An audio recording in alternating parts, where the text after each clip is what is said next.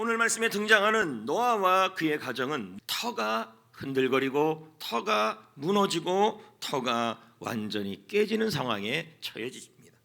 하나님이 온 세상을 홍수로 심판하겠다고 말씀한 내용입니다.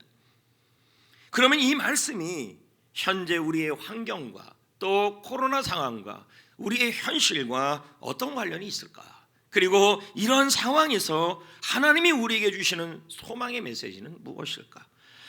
그러기 전에 먼저 이 당시의 상황을 좀 설명을 해야 합니다. 노아 시대 전 상황.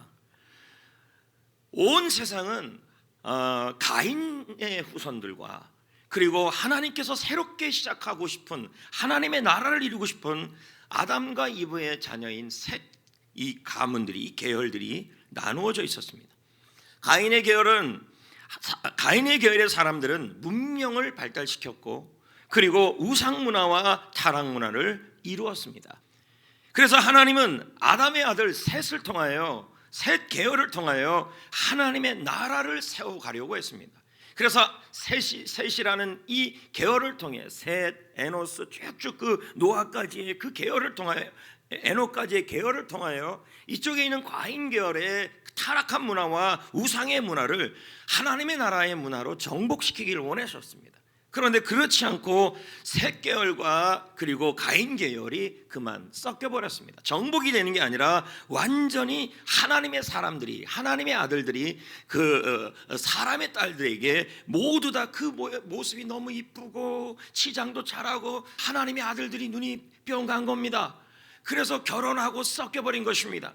그래서 온 세상에 어떤 현상이 일어났냐면 하나님의 문화가 나타난 게 아니라 죄악의 문화가 관영하게 된 것입니다. 그래서 하나님께서 홍수로 모든 것을 심판하고 터가 무너지게 해버리겠다고 했고 실제로 터가 무너지고 있는 상황에 처해졌다라는 것입니다. 여러분의 지금 현실의 인생의 터는 어떻습니까? 별다른 잘못이 없음에도 불구하고 여기저기 금이 가고 있기도 하고 사업과 건강이 쓰러져 가고 있는 것입니다. 코로나19로 인해 고통받고 갇혀있고 기독교인이라는 이유로 노골적으로 공격을 받고 실직과 직장의 어려움으로 물질이 말라가고 있습니다. 질병과 죽음 앞에 서 있고 동료들이 등을 돌리고 형제들을 만나기를 꺼려하는 것이죠. 가족들마저 우리를 부끄러워하고 있습니다. 왜요? 기독교인이라는 이유만으로. 우리는 지금 터가 금이 가거나 터가 흔들리거나 무너지는 상황 속에 처해져 있다라는 것입니다. 여러분, 어디에도 우리의 피난처가 없어요. 어디에도 살 곳이 없어요. 마치 노아처럼 온 세상이 물로 하나님이 심판하고 완전히 터가 무너지는 이 상황에서 노아의 유일한 터가 있었다는 거예요. 그게 바로 하나님의 은혜였고 하나님의 사랑이었습니다. 자, 8절을 읽어볼까요? 노아는 여호와께 은혜를 입었더라. 여러분, 홍수로 노아도 터가 무너지거나 터가 쓰러지거나 모든 터가 금이 가는 상황이었어요. 그런데 여러분, 노아는 보호를 받았어요. 노아는 지켜졌어요. 홍수 가운데서도 지켜졌어요. 그게 뭐예요? 하나님의 은혜가 함께했기 때문이라는 거예요. 할렐루야. 오늘 여러분의 피난처는 어디냐? 바로 하나님의 사랑이고 하나님의 은혜인 줄 믿습니다. 우리가 이 상황을 이길 수 있는 유일한 힘도 하나님의 은혜고 터가 무너지는 상황에서도 우리를 보호하고 지키는 것은 하나님의 사랑이요 하나님의 은혜라는 거예요. 내가 잘못했음에도 불구하고, 내가 잘못하지 않았음에도 불구하고 터가 금이 가고 무너지고 갈라지는 상황에서 우리를 지키는 것은 하나님의 은혜라는 것입니다. 누가복음 15장을 보면요, 아버지가 나와요. 아버지가. 그래서 여러분, 두 명의 아들이 있었어요. 둘째 아들이 아버지께 재산을 달라고 합니다. 그런데 이것은 뭐냐면 아버지 빨리 돌아가세요, 이런 뜻이에요. 그럼에도 불구하고 아버지는 아들에게 재산을 나눠줍니다. 아들은 아버지의 품을 떠나 재물을 흥청망청 씁니다. 여러분, 이 흥청망청 말하고 싶지만 참겠습니다. 연산군 때 나온 말 아닙니까? 하지만 그의 터들이 아버지를 떠나서 전부 무너지고 납니다. 친구가 등을 돌리고 물질은 다 사라지고 건강은 무너지고 어디에도 피할 피난처가 없어요. 그때 그에게 유일하게 떠오르는 게 뭐냐면 아버지의 품이에요. 자 보세요. 아버지의 품이 내가 다 무너질 때 피난처예요. 물질이 무너지고 건강이 무너지고 사람이 무너지고 다 무너지고, 그리고 내가 잘못해서 무너진다 할지라도 우리가 유일하게 우리를 보호하고 지킬 수 있는 피난처가 있다면 하나님 아버지의 사랑이에요. 아버지는 돌아오는 아들이 돌아왔는데 벌써부터 기다리면서 아무 조건 없이 안아주고, 아무것도 묻지도 않고 안아주고, 좋은 옷을 입히고 잔치를 벌이고, 어떤 상황에서도 이 아이는 내 아들이라고 공포해주면서 피난처가 되어주는 거예요. 여러분, 터가 무너지는 상황에서, 내가 잘못하든 내가 잘못하지 않든 터가 무너지는 상황에서 나의 유일한 피난처는 하나님의 사랑입니다. 하나님의 은혜입니다. 필립 얀시의 책에 보면요, 다음과 같은 이야기가 나와요. 이 책에 보면 목사님과 15살 딸아이의 이야기가 나와요. 딸이 얼마나 말을 안 듣는지, 며칠씩 집에 돌아오질 않나, 며칠씩 집으로 돌아오지도 않고, 어느 날부터는 피임약을 먹기 시작하고, 갖은 방법을 다 시도해도 소용이 없는 거예요. 여기서 막 우라통이 터지는 거죠. 저놈이 하면서 딸아이의 인생이 철저하게 무너졌고 가정도 금이 가기 시작했어요. 그런데 그 책에서 목사님이 이런 말을 해요. 거실 유리창에 서서 어둠 속을 내다보며 딸이 돌아오기를 기다렸습니다. 딸이 돌아오기를 기다렸습니다. 속에서 분이 막 차올라옵니다. 너무 속이 차올라서 보이기만 하면 완전히 이 아이를 내쫓고 싶은 마음이 간절했습니다. 그런데 진짜 빼놓을 수 없는 이야기가 하나가 있습니다. 어느 날 새벽 딸아이가 집으로 돌아왔습니다. 그야말로 세상에 아무것도 바랄 것이 없었습니다. 아이가 돌아오니까.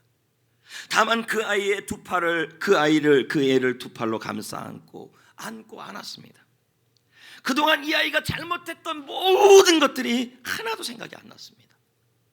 단지 이런 말을 해주고 싶었습니다. 아빠는 내가 잘 되기를 바란다. 아빠는 내가 잘 되기를 바란다. 나는 사랑에 애타고 있는 아버지였습니다.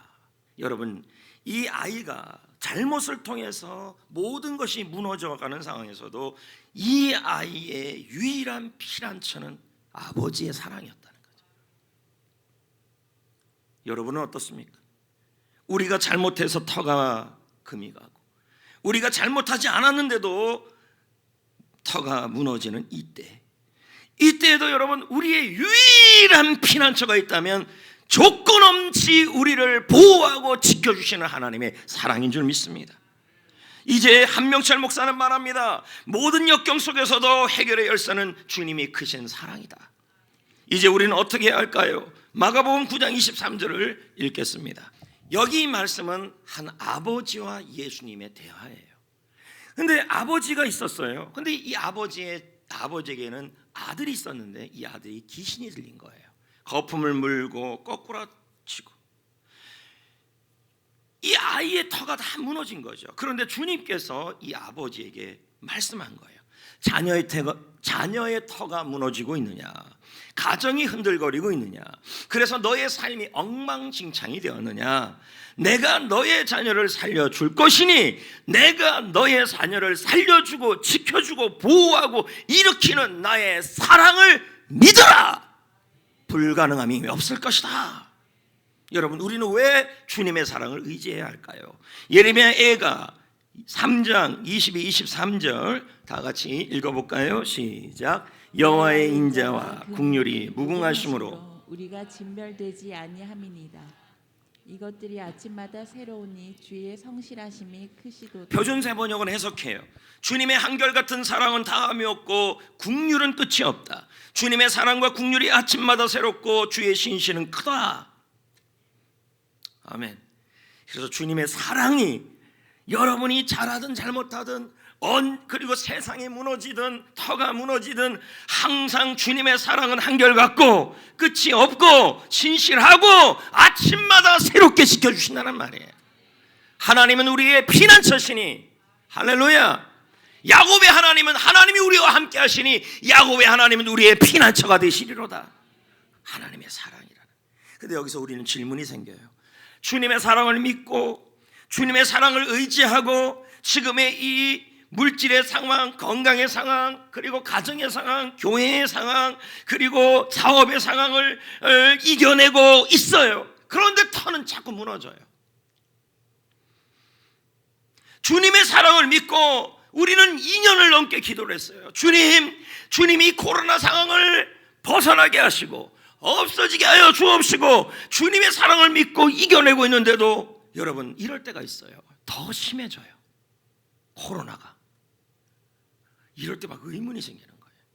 주님의 사랑을 믿고 왔어요. 주님 예배드리고 찬송하고 기도하고, 그러면 이제 상황이 또 좋아져야 되는데 사업장은 금이 가고 일터는 금이 가고 직장은 더 힘이 들어지고 물질은 더 어려워지고 건강은 더 금이 가고,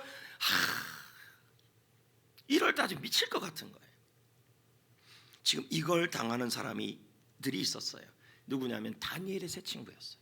사드락과 메삭과 아벳니고. 그들은 다니엘과 함께 바벨론 제국으로 포로로 끌려갔죠. 바벨론 왕은, 느부갓네살 왕은 금으로 우상을 만들었어요. 그리고는 모든 사람들에게 절하라. 세 친구는 절하지 않았어요. 왕은 분노해요. 그러면서 이 세 친구들에게 말해요. 너희들을 불구덩이에 던질 것이다. 그들은 왕에게 고백해요. 왕이시여, 하나님이 믿음을 지키는 우리를 불구덩이 들어가지 않게 하실 겁니다.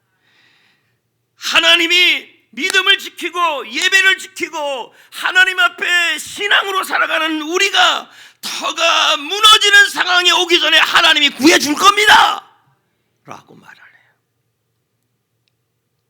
그들은 하나님의 은혜를 믿고 하나님을 믿고 왕의 위협을 이겨냈어요. 그러면 여러분, 이 정도 됐으면 어떻게 돼야 돼요? 여러분, 이렇게 됐으면 불구덩이에 들어가면 안 되죠. 하나님이 건져줘야죠. 근데 그들이 이 불구덩이 전에 이런 말을 고백을 해요.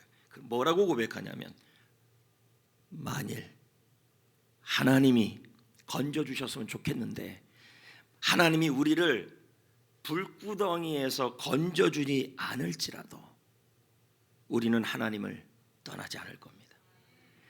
하나님의 사랑을 믿었는데 하나님께서 내 사업장을 좋아지지 않게 하고 오히려 더 무너지게 하고 터가 더 무너지고 건강이 더 무너지는 한이 있어도 하나님을 믿었음에도 불구하고 하나님이 도와주지 않을지라도 나는 하나님을 버리지 않을 겁니다. 우리는 하나님을 버리지 않을 겁니다. 오히려 불구덩이에 던져질지라도 하나님을 끝까지 믿을 겁니다. 하나님을 끝까지 붙들 것입니다. 이렇게 고백했다는 거예요. 성도 여러분, 여러분은 어떻습니까? 삶의 위기 속에서 지금 여러분은 고백을 합니다. 뭐라고 고백합니까? 하나님, 저 믿음 지키고 있어요. 예배 드리고 있어요. 신앙 지키고 있어요. 제발 하나님 부탁하는데 지금의 이 어려운 사업의 상황에서 건져 주실 거죠? 건져 주십시오. 내 기도 제목 들어주세요. 자녀를 건져주세요. 건강을 회복시켜 주세요. 하나님 도와주세요. 하나님이 도와주실 줄 믿습니다. 무너지는 상황에서도 하나님의 사랑을 믿고 이겨낼 겁니다 라고 고백을 했어요. 그런데 여러분, 더 건강이 나빠져요. 더 기도 제목이 응답이 더 안 돼. 직장생활은 더 힘들어요. 여러분, 이들이 불 속에 던져졌는데요, 느부갓네살이 뭐라 그럽니까? 7배를 더 뜨겁게 하라 그랬어요. 직장생활이 7배가 더 힘들어졌어요. 건강이 7배가 더 나빠졌어요. 기도 제목이 더 7배나 더 응답이 안 돼요. 사업이 7배나 더 힘들어졌어요. 자녀가 7배나 더 어려워졌어요. 이거 믿음으로 사는데 왜 이러냐는 거죠.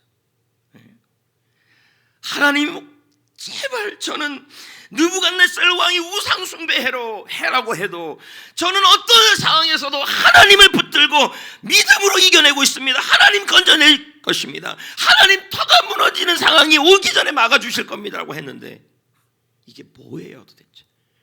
한국교회가 또 기도했죠. 코로나 물러갈 줄 믿습니다. 물러가긴 더 심해지고 있어요. 이때 자꾸 질문이 생겨요. 이거 뭐야 도대체? 하나님 믿는데, 예수님 믿는데 뭐냐는 거죠. 저는 우리 성도님들에게서 이런 것들을 봐요. 치유를 위해, 자녀를 위해서, 사업을 위해 기도 제목을 가지고 또 자녀의 건강을 위해, 자녀가 생기기 위해 기도를 해요. 하나님의 사랑을 믿고 하나님이 이번에는 해결해 주실 겁니다. 하나님이 해결해 주실 줄 믿습니다. 하나님 믿고 예배드리고 전도팀도 하고 기도팀도 하면서 하나님을 붙들고 그렇게 소망을 했어요. 근데 얼마 후 소식들이 들려와요. 상황이 더 안 좋아졌다는 거예요. 와서 잠깐 얘기하면서도 눈물을 툭툭 흘려요. 예. 그런데 또 그분들을 이렇게 보면 그런 상황인데도 믿음으로 이겨내고 또 더 심하게 무너지는 상황에서도 다 이겨내는 모습들을 제가 보면 감동을 받아요. 혹시 이 자리에 이런 분들이 있을 수 있어요. 하나님, 저희 교회 진짜 열심히 나왔어요. 셀모임도 열심히 가고 열심히 했고 우리 가정의 기도 제목 응답받고 사업에 응답받으려고 열심히 기도했어요. 근데 상황이 더 안 좋아진 거예요. 이런 하나님, 에이, 차라리 그냥 무당한테 가서 점이나 봐야지. 차라리 푸닥거리나 해야지. 이 자리에 푸닥거리 했던 같은 분들 회개하셔야 돼요. 상황이 안 좋아진다고 해가지고 믿음으로 살았다고 상황이 안 좋아진다고 해가지고 더 뭐 하냐면 하나님을 배반하고 하나님을 멀어지는 경우도 있다. 이들을 보십시오. 하나님의 사랑을 믿었는데 상황이 더 나빠지는 거예요. 불구덩이 속에 던져져 버린 거예요. 상황은 점점 안 좋아지는 거예요. 7배나 힘들어지는 거예요. 근데 여러분 아시잖아요. 그들의 이야기가 아직 끝나지 않았다는 거예요. 하나님이 어떻게 하십니까? 불구덩이로 인해서 상황이 더 나빠지지만 그 불구덩이 속에 그들의 피난처가 되어주시고 그 가운데서도 하나님은 함께 해주셨고 그 가운데서도 그들을 위한 계획을 준비하고 있었다는 거예요. 무너지고 안 무너지고가 중요한 게 아니에요. 지금 페리 노브는 말합니다. 그래서요 시작. 두렵고 떨리는 상황을 지날 때면 하나님이 우리를 까마득히 잊으신 것 같다. 하나님이 우리가 죽든 말든 신경조차 쓰지 않는 것만 같다. 하지만 삶의 어떤 순간에도 하나님의 사랑은 멈추지 않는다. 아멘. 너무 힘든 상황에 처해질 때 하나님이 사드락과 메삭과 아벳니고도 내가 죽든 말든 하나님이 신경도 안 쓰는 것 같아. 내가 무너지든 안 무너지든 신경도 안 쓰는 것 같아. 믿음으로 가고 기도하고 그렇게 하고 안 나오던 금요기도에 새벽기도까지 나오는데도 더 안 돼요. 그냥 그대로 들어가도록 내버려 두는 거예요. 상황이 더 안 좋아져요. 얼마나 저도 기도했겠습니까? 코로나가 빨리 끝나게 해달라. 근데 안 끝나요. 그냥 코로나의 불구덩이 속에 집어넣어버렸어요. 믿음으로 가는데 사드락과 메삭과 아벳니고처럼. 그럼에도 불구하고 우리가 해야 될 일이 뭐냐니까, 하나님 내가 기도했는데 하나님 상황이 안 좋아져도 저는 그리 아니하실지라도 하나님을 사랑합니다. 하나님은 좋으신 분임을 믿습니다. 하나님이 좋은 걸 준비하실 줄 믿습니다. 하나님의 계획을 믿습니다. 하나님을 절대로 떠나지 않습니다. 믿음으로 이겨내야 돼요. 얼마나 가슴 아픈 사연들이 많아요. 삶의 터가 무너지고 무너질 것 같고 흔들거리고 두렵고 모두가 잠든 한밤중에도 지금의 현실을 생각할 때 눈물만 나는 거죠. 또 어떤 분들은 아휴 그래도 나는 괜찮지라고 생각하지만 그 괜찮은 사람들 보면, 경제가 괜찮은 사람들 보면 또 자식이 또 괜찮으면 몸이 아프고 너나 할 것 없이 한두 가지의 그 터들이 무너지고 있다는 거죠. 기도라 부르기 어려울 만큼 고통스러워요. 기도인데 기도가 아니에요. 신음이지. 떨리는 마음을 주체할 수가 없고 앞만 막힌 것이 아니라 사방이 다 막혀버렸다는 거예요. 조그만 빛도 안 보여. 빛도. 왜 그러세요? 추 없이 묻는데 답은 안 주시고 내가 죽든 살든 신경도 안 쓰고 우리 가정이 무너지든 안 무너지든 신경도 안 쓰고 자녀가 무너지든 말든 하나님이 전혀 신경 안 쓰는 것 같아요. 답을 안 줘요. 왜 답을 안 줄까요? 팀 켈리 목사님이 이 질문에 이렇게 말합니다. 읽어봅시다. 시작. 하나님이 안 계신 것 같아 도저히 그분의 뜻을 알 수 없다고 말하지 말라. 혹은 하나님의 뜻은 머지않아 정확히 밝혀진다고 말하지 말라. 왜냐하면 많은 경우에 하나님의 뜻은 머지않아가 아니라 마지막에 나중에서야 알 수 있기 때문이다. 여러분 믿음이 뭘까요? 하나님의 사랑을 믿고 살아갑니다. 그런데 터가 무너집니다. 7배나 힘들어집니다. 왜 그런지 답을 찾을 수가 없어요. 사드락과 메삭과 아벳니고에게도 주님은 답을 주지 않았어요. 근데 사드락과 메삭과 아벳니고는 오히려 믿음이 있었다는 거예요.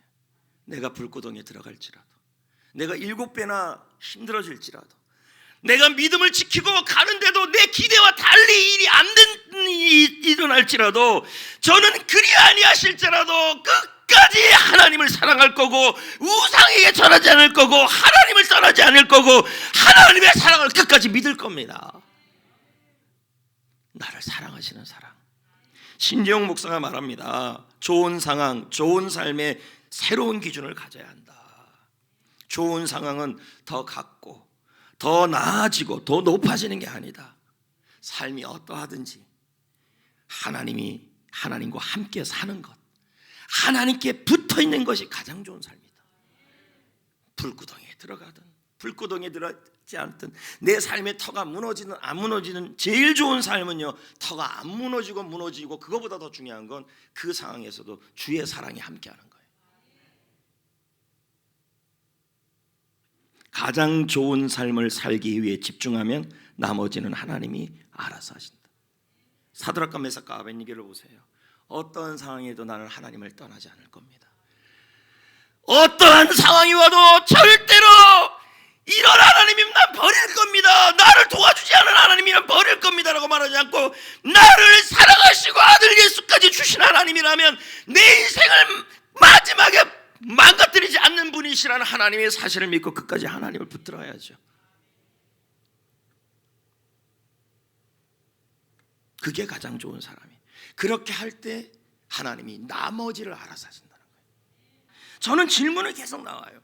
하나님은 왜 노아의 홍수를 통해 온 세상을 무너뜨렸을까? 하나님은 코로나19라는 홍수를 통해 왜 온 지구를 이렇게 무너뜨렸을까? 한국교회를 왜 이렇게 힘들게 할까? 성도들을 왜 이렇게 무너뜨릴까? 그 답이 오늘 1절에 나와요. 9장 1절에. 홍수를 통해 전 세계가 다 무너졌어요. 그리고 나서 하나님이 노아에게 그의 아들들에게 제일 먼저 했던 말씀이 나와요. 자, 보자고요. 1절 시작. 하나님이 노아와 그 아들들에게 복을 주시며 이르시되 생육하고 번성하여 땅에 충만하라. 하나님이 온 세상을 홍수로 인해 무너뜨렸습니다. 왜요? 다시 세우기 위해서예요. 하나님은 노아에게 처음 아담과 하와에게 주셨던 그 꿈을 다시 주었습니다. 창세기 1장 28절에 생육하고 번성하고 충만하고 정복하고 다스리라. 근데 그 꿈이 이루어지지 않으니까 온 세상을 무너뜨리고 다시 한번 하나님이 그들에게, 이 노아에게 홍수로 인해 다 무너진 이 세상을 향하여 노아에게 다시 한번 뭘 주냐면 사명을 주고 있는 거예요. 여러분, 때로 하나님이 터를 무너뜨리게 할 때가 있어요. 다니엘의 친구들처럼 터가 무너질 때가 있어요. 믿음으로 사는데도, 우리 한국교회처럼 여러분들처럼 믿음으로 사는데도 하나님이 터를 무너뜨릴 때가 있어요. 왜 그럴까요? 여러분을 사명의 사람으로 다시 세우려는 거예요. 이걸 깨달아야 돼요. 성경이 왜 존재합니까? 지금의 이 현실에 대해서 답을 찾으라는 거예요. 다시 세우려는 거예요. 건강이 무너지고 믿음으로 사는데 그리고 믿음으로 사는데 물질이 무너지고 가족이 무너지고 관계가 무너지고 그리고 이런저런 것들이 다 무너지고 직장생활이 7배나 힘들고, 그런데 너무너무 힘든데 왜 하나님이 이렇게 무너뜨리냐는 거. 하나님의 백성을 하나님이 완전히 박살내시는 분이 아니에요. 언제나 예루살렘이 무너질 때도 하나님은 남은 자를 늘 두셨어요. 사명을 이루라. 하나님의 관심은 여러분의 물질과 직장 그것 자체가 아니에요. 지난주에 말씀드렸지만 물질은 우리의 사역과 사명과 비전의 도구로 필요한 거예요. 아멘. 주님은 여러분을 세우기를 원해요.